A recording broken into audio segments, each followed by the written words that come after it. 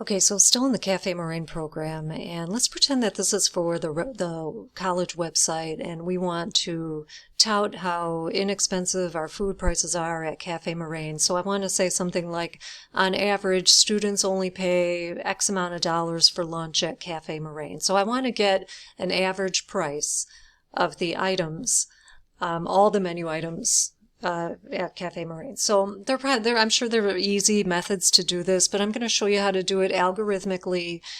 Just a quick little, just a few lines of code that is foolproof and will work in any language. So let's do this. We're going to start with a total variable. So like if I were to say to you, what's the average price of these items? What would you would just total them all up, maybe get out a calculator, add them all up, and then you would divide by 6, right?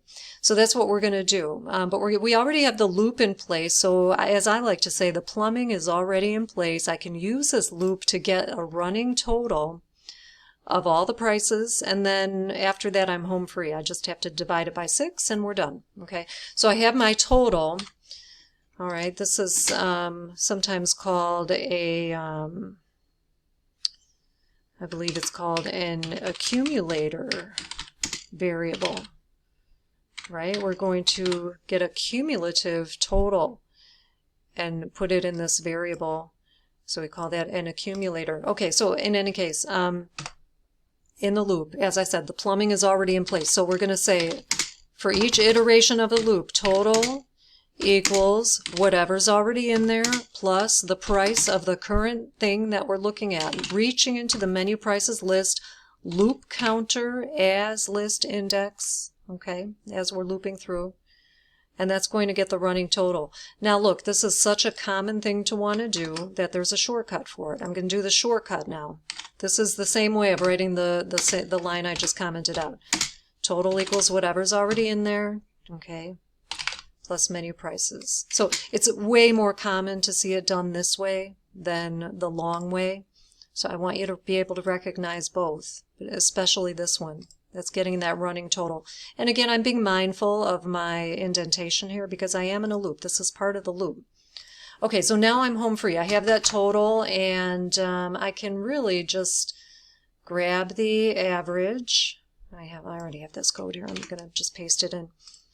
I'm going to grab the average, put it in an AVG variable. The average is going to be the total divided by... Now, can I hard code a 6 here?